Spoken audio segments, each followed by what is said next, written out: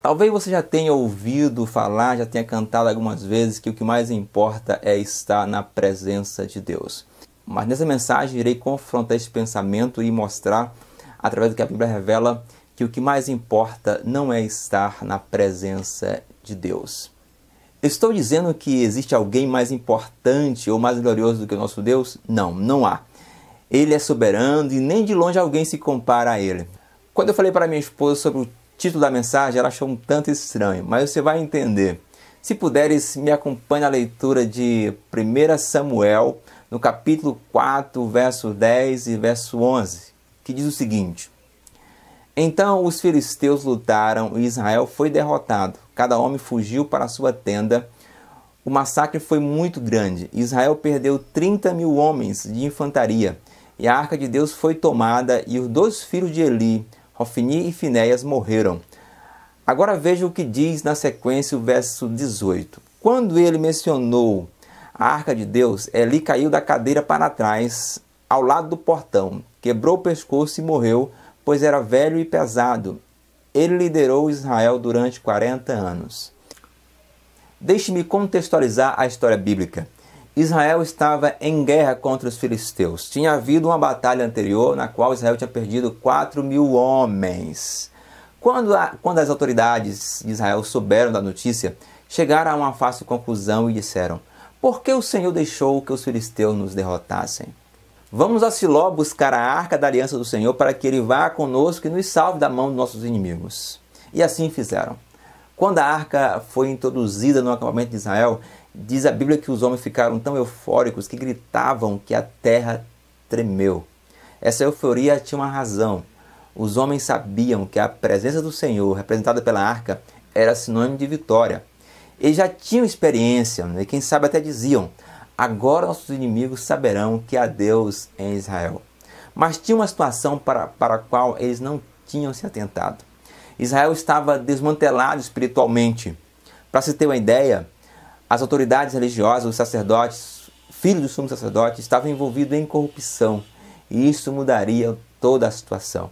Eles sofreriam agora a maior derrota. Não apenas perderiam 30.000 homens, mas também a arca do Senhor seria raptada pelos inimigos. E se resumiu numa frase: foi-se a glória de Israel. Isso nos ensina o seguinte: não importa se estamos na presença do mais importante de todos, se estamos fazendo a coisa errada. Na verdade, isso só complica mais as coisas. Você pode pensar o seguinte: mas deve haver outra explicação para isso. Quem sabe Deus não estava mais presente na arca? Eu vou lhe provar que estava sim. A Bíblia nos dá evidência nas passagens seguintes que Deus estava na arca.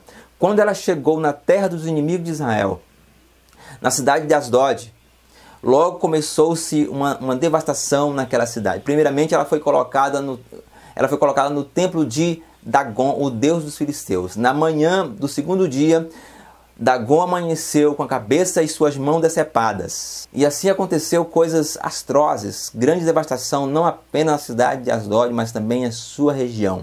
E logo os homens daquela cidade chegaram à conclusão: não foi uma boa ideia ter trago a arca do Senhor, a presença do Deus de Israel para a nossa cidade, para nossas terras. E olha só o que diz a passagem.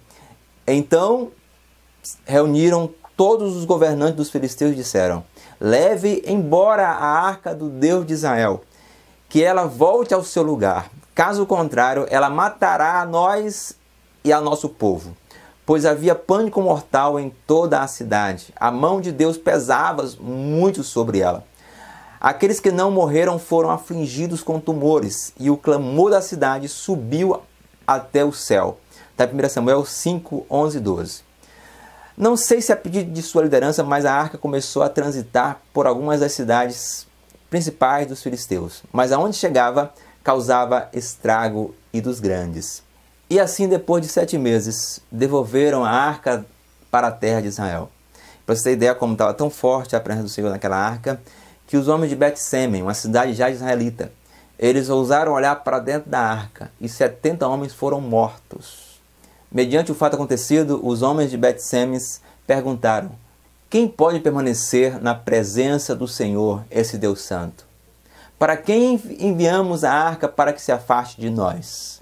Então enviaram o mensageiro ao povo de Kiriat Jearim, dizendo: Os filisteus devolveram a arca do Senhor. Venham e a levem para vocês. Aqui mais uma vez fica claro a rejeição dos homens pela arca, pela presença da arca, elemento pelo qual se invocava a presença do Senhor, o Todo-Poderoso, e ele se fazia presente. E não se trata mais dos filisteus, agora são os filhos de Israel, a nação eleita, o povo de Deus já escolhido que ele queria estar no meio deles. Mas agora a presença da arca representava ameaça ao invés de segurança. Isso foi um fato isolado? Não, não foi isolado. Em outras ocasiões isto já tinha acontecido. Quando Moisés ainda estava à frente do povo, eles já tinham escolhido manter distância de Deus pelo medo de serem fulminados. É uma escolha burra? Não. Isto é uma autodefesa. É melhor manter distância quando nossas atitudes afrontam alguém que tem plenos poderes sobre nós e não estamos dispostos a mudar, a fazer o que é certo. Não se pode brincar de invocar a Deus. Brincar de ser cristão é mais perigoso do que se pode imaginar. Aí você pode falar assim: meu irmão, isto era no tempo da lei, estamos na graça. É engano nosso pensarmos assim.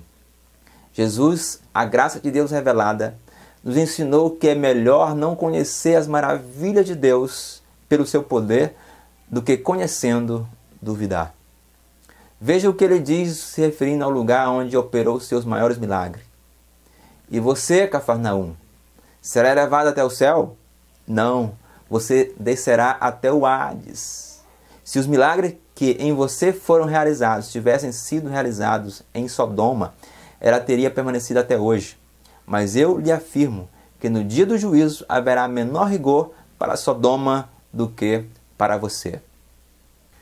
Então, pecador, você está querendo me dizer que melhor o homem levar sua vida de pecado tendo cuidado de se manter distante de Deus? Não, a mensagem não é esta. A mensagem é: o melhor lugar que você pode estar é na presença do Pai, o Deus que te criou e deu a vida por você.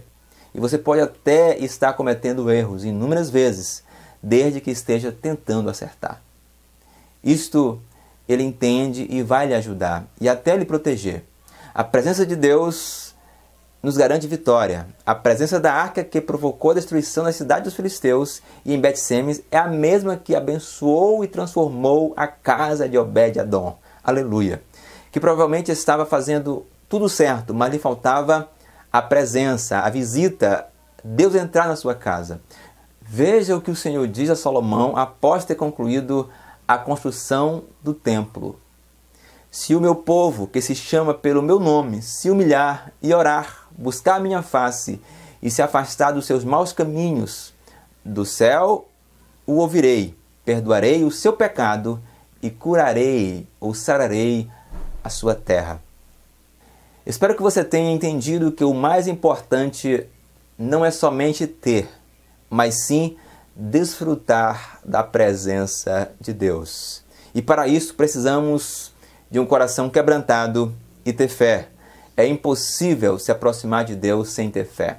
Se você tem um coração quebrantado, mas ainda não tem fé, eu gravei uma mensagem onde eu lhe mostro como desenvolver a fé. Abaixo desse vídeo eu vou deixar aqui um link que você pode acessar. Assista, curta e se inscreva. Vale a pena. Esta mensagem tem confrontado e edificado a mim. Eu espero que confronte e edifique você também, que te leve a desfrutar de um igual ou maior cuidado do qual eu tenho desfrutado, eu e minha casa. Que Deus te abençoe.